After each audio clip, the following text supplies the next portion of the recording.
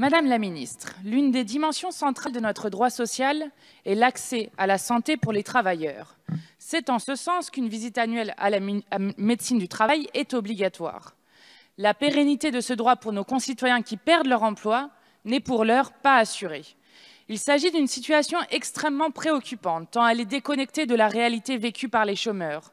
En effet, une étude de l'INSERM réalisée en 2015 montre que 10 000 à 15 000 décès par an sont liés au chômage. L'alarme doit être lancée et le gouvernement doit tenter de trouver des solutions rapides et immédiates pour accompagner les chômeurs dans ce moment toujours difficile dans l'existence de nos concitoyens et concitoyennes. Le traumatisme psychologique lié à la perte d'emploi est l'un des facteurs majeurs de dépression et de suicide. Le risque de suicide pour les personnes au chômage est 2 fois plus élevé que pour le reste de la population. Les comportements addictifs se multiplient et un ancien fumeur sur 2 fume de nouveau une fois son emploi perdu. L'espérance de vie des personnes au chômage est plus courte que celle du reste des Français. La politique générale du gouvernement en matière de lutte contre le chômage, ou lutte contre les chômeurs plutôt devrais-je dire, est désastreuse tant elle aggrave ces facteurs à risque.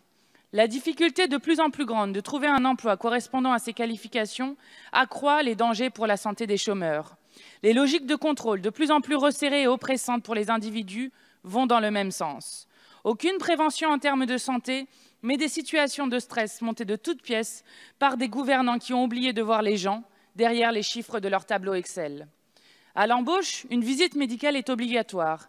Il faudrait qu'elle le soit également en début de la période du chômage, afin que tous soient informés des risques qu'elle implique. Une deuxième visite devrait être programmée à l'issue de la première année de chômage. Elle devrait être convoquée par Pôle emploi pour les chômeurs qui y sont inscrits et par la CAF pour ceux qui n'y sont pas inscrits. Ces visites devraient avoir lieu à la médecine du travail. Enfin, la question de la continuité de ces droits sociaux se pose également pour l'accès aux mutuelles, maintenu pour une durée arbitraire de 9 mois, alors qu'il serait plus juste que cet accès soit garanti jusqu'à la reprise d'emploi. Cet accès devrait être financé par l'employeur qui, par sa décision de licencier, doit assumer financièrement les risques liés aux impacts sur la santé des travailleurs. Je souhaiterais donc connaître la position du ministère sur ces 2 points précis, visite médicale obligatoire pour les chômeurs et continuation de l'accès aux mutuelles. Ces revendications sont portées au niveau national par l'APES et le MNCP et s'appuient sur les travaux du professeur Michel Debout. Je vous remercie. Madame la députée Mathilde Panot, nous serons d'accord sur un point très important, un seul point, mais le premier point est très important. C'est que l'accès aux droits en matière de santé est une question importante pour les salariés, mais aussi pour les demandeurs d'emploi. Tous les demandeurs d'emploi sont bien entendu affiliés automatiquement à l'assurance maladie. En ce qui concerne les assurances complémentaires, la portabilité des droits existe déjà. Elle n'est pas de 9 mois, comme vous le dites, mais de 12 mois. Il s'agit de contrats passés entre des assurances privées et les entreprises.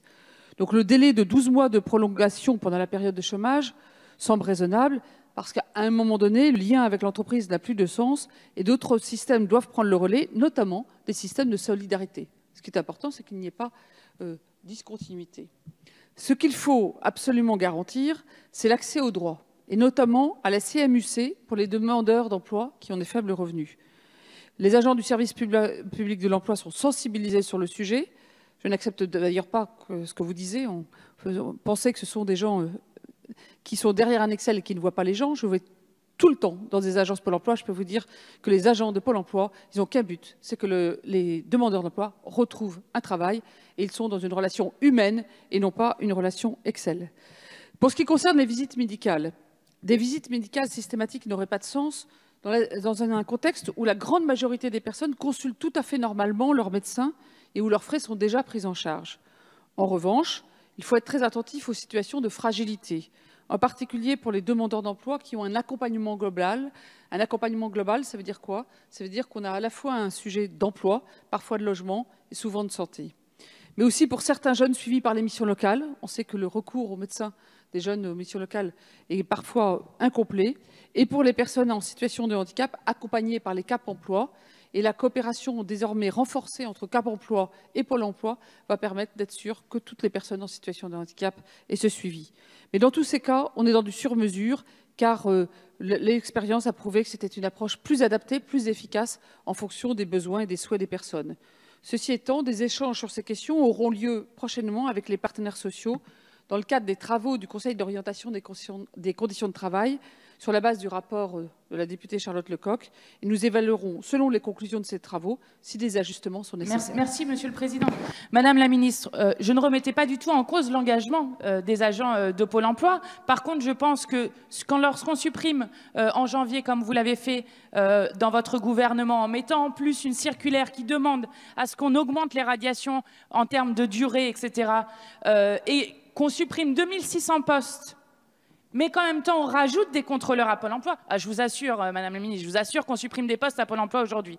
C'est justement le sens du travail des agents de Pôle emploi que vous remettez en cause et la manière dont ils peuvent le faire pour réellement accompagner les gens vers l'emploi.